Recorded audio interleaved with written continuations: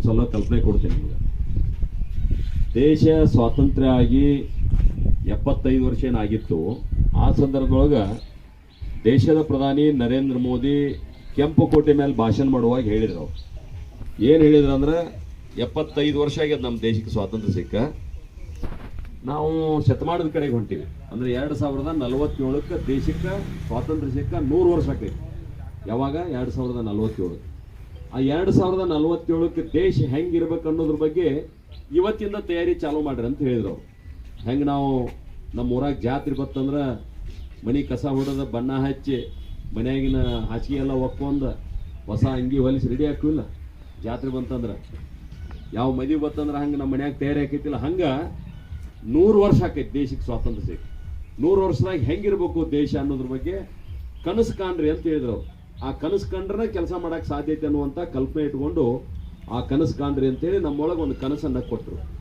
ಕೇವಲ ನಮಗೆ ಹೇಳಿಲ್ಲ ಅಷ್ಟೇ, ಅವರು ದೇಶ ಹೆಂಗಿರ್ಬೇಕು ಅನ್ನೋದ್ರ ಕಡೆ ಆಡಳಿತದೊಳಗೆ ನಾವು ಅದೀವಿ, ನಾವೇನು ಮಾಡ್ಬೇಕು ಅನ್ನೋದ್ರ ಬಗ್ಗೆನೂ ಯೋಚನೆ ಮಾಡಿದ್ವಿ. ಹೀಗಾಗಿ ಒಟ್ಟು ಜನರ ಬದುಕನ್ನು ಒಂದು ಉತ್ತಮ ಮಟ್ಟಕ್ಕೆ ಏರಿಸ್ಬೇಕಂತೇಳಿ ಪ್ರಯತ್ನ ಮಾಡ್ತಾ ಇವತ್ತು ಕೇಂದ್ರ ಸರ್ಕಾರದ ಒಂದು ಗಾಡಿ ನಿಮ್ಮ ಊರಿಗೆ ಬಂದದ. ನಾನು ಇಷ್ಟು ವರ್ಷ ಆದ ರಾಜಕಾರಣ ನೋಡಕತ್ತೀನಿ, ಯಾವುದೇ ಹಿಂದಿನ ಕೇಂದ್ರ ಸರ್ಕಾರದ ಗಾಡಿ ನಮ್ಮ ಊರಿಗೆ ಬಂದಿಲ್ಲ, ನಮ್ಮ ಯಾರೇ ಊರಿಗೆ ಬಂದಿಲ್ಲ ಕೇಂದ್ರ ಸರ್ಕಾರದ ಗಾಡಿ. ಈಗ ಮೊದಲನೇ ಸಲ ನಮ್ಮ ಊರಿಗೆ ಬಂದದ. ಏನು ವಿಚಾರ ತಗೊಂಡು ಬಂದದ? ಒಂದು, ಒಟ್ಟು ಸರ್ಕಾರದ ಯೋಜನೆಗಳೇನದಾವ, ನಾವು ಇಲ್ಲಿ ತನಕ ಏನು ಮಾಡಿದ್ದೀವಿ, ಎಷ್ಟು ಮಂದಿಗೆ ಕೊಟ್ಟಿದ್ದೀವಿ, ಅದನ್ನು ಒಂದ್ಸಲ ನೆನಪು ಮಾಡಿಕೊಡೋದು ನಮ್ಮ ಜವಾಬ್ದಾರಿ ಅದ. ಮತ್ತು ಮುಂದೆ ಯಾರಿಗೆ ಸಿಕ್ಕಿಲ್ಲ ಅವರಿಗೆ ಸಿಗಬೇಕಂತ ಯೋಜನೆಗಳು, ಮತ್ತು ಅವರಿಗೆ ಗುರ್ತಾನೂ ಮಾಡ್ಬೇಕು. ನಾವು ಏನು ಗುರ್ತಾ ಮಾಡಬೇಕು, ಏನೇನು ಯೋಜನೆ ಅಂತ ಗುರ್ತಾ ಮಾಡಿ ಅದನ್ನು ಹೆಂಗೆ ತೊಗೋಬೇಕು ಅನ್ನೋದ್ರ ಬಗ್ಗೆನೂ ಯೋಚನೆ ಮಾಡ್ಬೇಕಂತೇಳಿ ನಾವು ಈ ಗ್ಯಾರಂಟಿ ವಾಹನ ತಗೊಂಡು ಇಲ್ಲಿ ನಿಮ್ಮ ಗ್ರಾಮಕ್ಕೆ ಬಂದಿದ್ದೀವಿ. ಇಲ್ಲಿ ಬಂದಂಥ ಸಂದರ್ಭದೊಳಗೆ ಅನೇಕ ಅಧಿಕಾರಿಗಳು ನಮ್ಮ ಜೊತೆಗೆ ಅದಾರ. ಇಲ್ಲಿ ನಮ್ಮ ಕೃಷಿ ವಿಜ್ಞಾನ ಕೇಂದ್ರದಿಂದ ಮಳವಡೆಯವರು ಬಂದಾರ, ಅದೇ ರೀತಿ ನಿಮ್ಮ ಗ್ರಾಮ ಪಂಚಾಯಿತಿ ಅಧ್ಯಕ್ಷರು ಅದಾರ, ಅದೇ ರೀತಿ ನಮ್ಮ ಸ್ಟೇಟ್ ಬ್ಯಾಂಕ್ ಆಫ್ ಇಂಡಿಯಾದ ನಿಮ್ಮ ಮೂಡಲಗಿ ಬ್ರ್ಯಾಂಚಿನ ಮ್ಯಾನೇಜರ್ ಅವರು ನಮ್ಮ ಜೊತೆಗೆ ಬಂದಾರ, ಹೆಲ್ತ್ ಡಿಪಾರ್ಟ್ಮೆಂಟ್ದವ್ರು ಅದಾರ, ಪೋಸ್ಟಲ್ ಡಿಪಾರ್ಟ್ಮೆಂಟ್ದವ್ರು ಅದಾರ. ಹೀಗಾಗಿ ಬಹುತೇಕ ಜನ ಎಲ್ಲರೂ ಅದಾರ. ಬರ್ರಿ, ಬರ್ರಿ ಬರ್ರಿ ಬರ್ರಿ, ಇಲ್ಲಿ ಬರ್ರಿ, ಎಲ್ಲ ಅಧಿಕಾರಿ ಸಭೆ ಸರ್ಕಾರ ಸಭೆ ಐತೆ, ಬರ್ರಿ, ಪಕ್ಷದಲ್ಲ,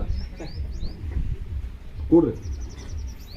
ಪೊಲೀಸ್ ಇಲಾಖೆಯವರು ಬಂದಾರ, ಎಲ್ಲರೂ ಬಂದಾರ. ಇಲ್ಲಿ ಬಂದಿರುವಂಥ ಉದ್ದೇಶ ಏನಂದ್ರೆ, ಪ್ರಧಾನಿ ಮೋದಿ ಅಧಿಕಾರ ತಗೊಂಡ ನಂತರ ಮೊದಲು ಹೇಳಿದಂಥ ಮಾತೇನಂತಂದ್ರೆ, ನಾನು ಪ್ರಧಾನಮಂತ್ರಿ ಅಲ್ಲಿಲ್ಲ, ಅವರು ಈ ದೇಶದ ಪ್ರಧಾನ ಸೇವಕ ಅಂತ ಹೇಳಿದ್ರು. ಇದನ್ನು ಕೇಳಿದ್ರಲ್ಲ ಎಲ್ಲರೂ? ಏನು ಹೇಳಿದರು? ಈ ದೇಶದ ಪ್ರಧಾನ ಸೇವಕನ ಅಂತ ಹೇಳಿದ್ರು. ಅಂದ್ರೆ ನಾನು ಸೇವೆ ಮಾಡೋದು, ಪ್ರಧಾನಮಂತ್ರಿ ಅಲ್ಲ ಅನ್ನುವಂಥ ಮಾತನ್ನು ಹೇಳಿದರು.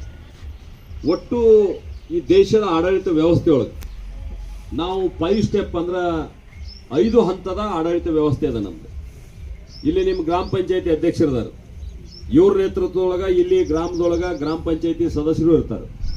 ಈ ಗ್ರಾಮ ಪಂಚಾಯತ್ ಸದಸ್ಯರು, ಗ್ರಾಮ ಪಂಚಾಯತಿ ಅಧ್ಯಕ್ಷರೆಲ್ಲ ಕೂಡಿ ಇಮಿಡಿಯೇಟ್ ನಿಮಗೆ ಏನು ಬೇಕು ತಕ್ಷಣ ಸ್ಪಂದನೆ ಮಾಡೋಕೆ ಅವ್ರು ಇರ್ತಾರೆ.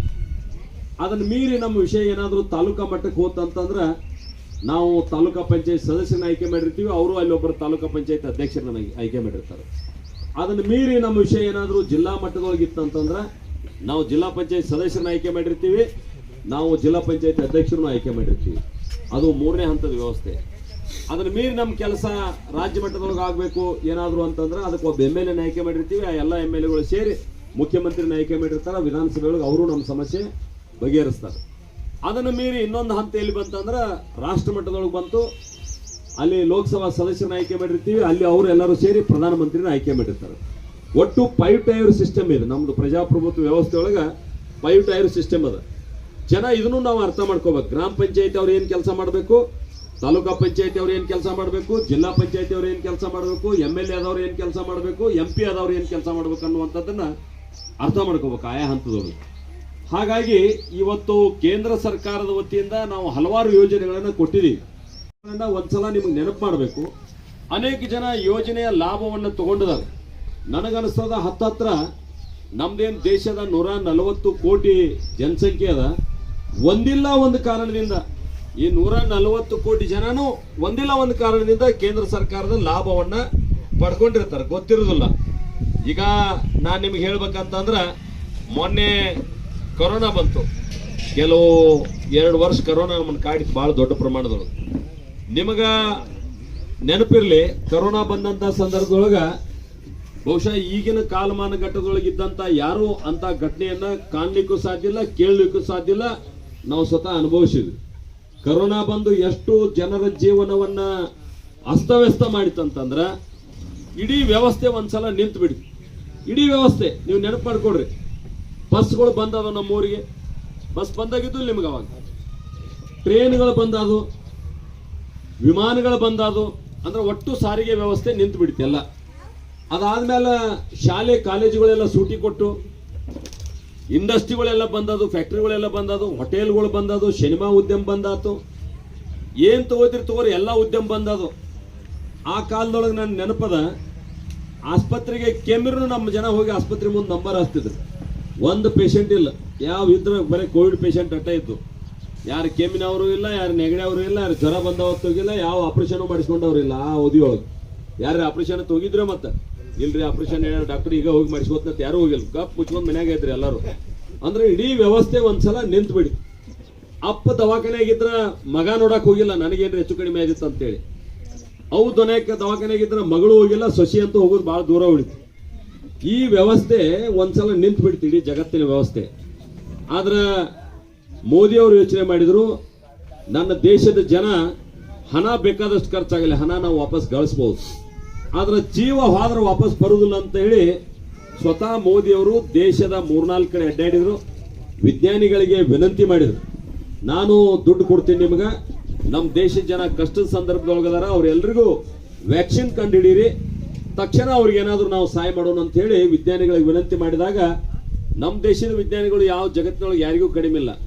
ವ್ಯಾಕ್ಸಿನ್ ಕಂಡುಹಿಡಿದ್ರು, ನಮ್ಮೆಲ್ಲರಿಗೂ ಡಬಲ್ ಡೋಸ್ ವ್ಯಾಕ್ಸಿನ್ ಸಿಕ್ತಲ್ಲ, ಜೀವ ಬದುಕಿಸ್ತಕ್ಕಂಥ ಕೆಲಸ ಪ್ರಾರಂಭ ಆಯ್ತು ಅಲ್ಲಿಂದ. ನಿಮಗೆ ನೆನಪಿರಲಿ, ಕೇವಲ ಅಷ್ಟ ಮಾಡಲಿಲ್ಲ, ಅವತ್ತೇ ದುಡಿದು ಅವತ್ತು ಉಣ್ತಕ್ಕಂಥ ಜನ ಬೀದಿಗೆ ಬಂದ್ರು. ಪಾಪ ಯಾರ್ಯಾರೋ ಎಲ್ಲೆಲ್ಲೋ ಹೊರಗೆ ಹೋಗಿದ್ರು ಉದ್ಯೋಗ ಮಾಡಕ್. ಬಹಳಷ್ಟು ಜನ ಬೆಂಗಳೂರಿಗೆ ಹೋಗಿದ್ರು, ಮದ್ರಾಸ್ಗೆ ಹೋಗಿದ್ರು, ಪುಣೆಗೆ ಹೋಗಿದ್ರು, ಮುಂಬೈಗೆ ಹೋಗಿದ್ರು, ದೊಡ್ಡ ದೊಡ್ಡ ಮೆಟ್ರೋಪಾಲಿಟನ್ ಸಿಟಿಗೆ ಹೋಗ್ಬಿಟ್ಟಿದ್ರು, ಹೈದರಾಬಾದ್ ಅಂತ ಸಿಟಿಗೆ. ವಾಪಸ್ ಓಡಿ ಬಂದ್ರೆ ಎಲ್ಲರೂ, ಬೇಡಪ್ಪ ನಾ ಬದುಕಿರ ಸಾಕು, ಅಲ್ಲಿ ಯಾಕೆ ಉಳಿದು ಅಂತೇಳಿ. ಬೇರೆ ದೇಶದಾಗಿದ್ದವ್ರನ್ನು ಸಹಿತ ವಿಮಾನ ಮಾಡಿ ನಾವು ವಾಪಸ್ ಕರೆಸುವಂತ ಪರಿಸ್ಥಿತಿ ಬಂತು. ವಿಮಾನ ಕೊಟ್ಟು ವಾಪಸ್ ಎಲ್ಲರನ್ನು ಕರೆಸಿದ್ರು. ವಿಮಾನ ಬಂದಾಗಿದ್ದು, ಆದ್ರೆ ಅವ್ರಿಗೆ ಸ್ಪೆಷಲ್ ವಿಮಾನ ಕೊಟ್ಟು ಬೇರೆ ದೇಶದಾಗಿದ್ದಂಥ ಜನರನ್ನು ಸಹಿತ ಇಲ್ಲಿ ತರುವಂತ ಕೆಲಸ ಆಯ್ತು. ನಾನು ಇದನ್ನ ಯಾಕೆ ಹೇಳ್ತಾ ಇದ್ದೀನಿ ಅಂತಂದ್ರೆ, ಆ ಸಂದರ್ಭದೊಳಗೆ ಆಪತ್ ಬಾಂಧವನಂತೆ ಎದ್ದು ನಿಂತಂತ ದೇಶದ ಮೊದಲ ಪ್ರಧಾನಿ ಯಾರಾದ್ರೂ ಇದ್ರೆ ಅದು ನರೇಂದ್ರ ಮೋದಿ ಅವರು. ಅಪ್ಪ ಹೋಗಿಲ್ಲ, ಮಗ ಹೋಗಿಲ್ಲ, ಯಾರೂ ನೋಡಕ್ ಹೋಗಿಲ್ಲ ಅಂದ್ರೂ ಇಡೀ ಸರ್ಕಾರದ ವ್ಯವಸ್ಥೆ ನಿಂತು. ನೀವು ನೆನಪು ಮಾಡ್ಕೊಡ್ರಿ, ಬೆಂಗಳೂರೊಳಗೆ ಸಾವಿರಾರು ಹೆಣಗಳು ಆಸ್ಪತ್ರೆ ಒಳಗೆ ಬಿಟ್ಟು ಮನೆಯವ್ರು ಯಾರು ಯಾಕೆ ಬರಲಿಲ್ಲ.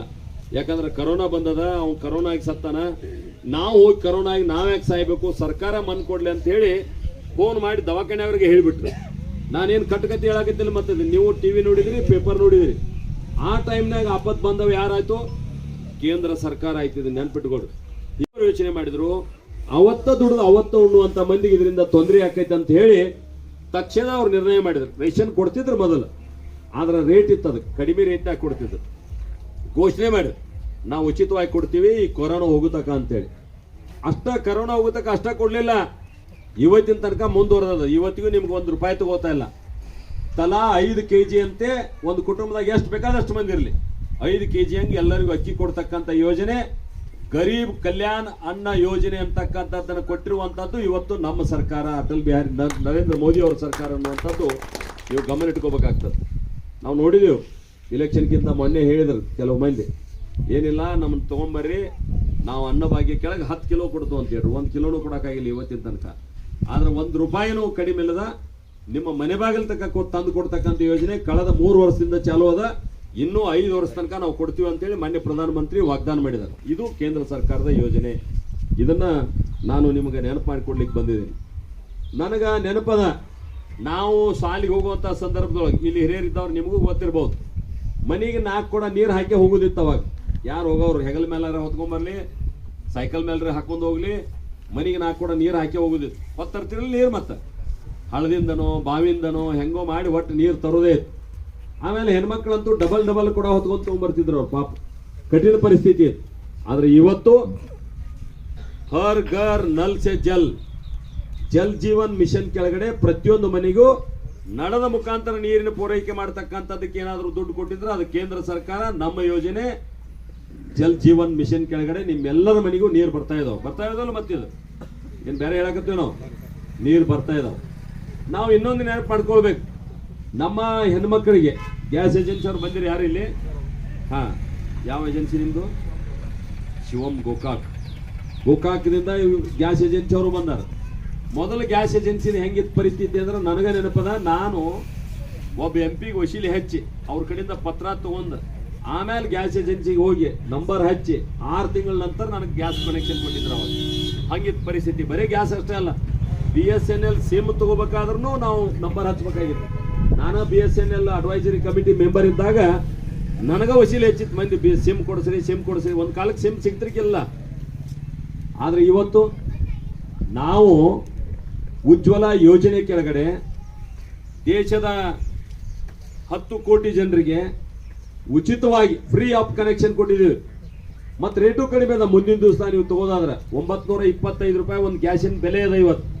ಆದ್ರೆ ನಿಮಗೆ ಕೊಡೋದು 625 ರೂಪಾಯಿ ಮಾತ್ರ ಉಜ್ವಲ ಯೋಜನೆ ಕೆಳಗಡೆ.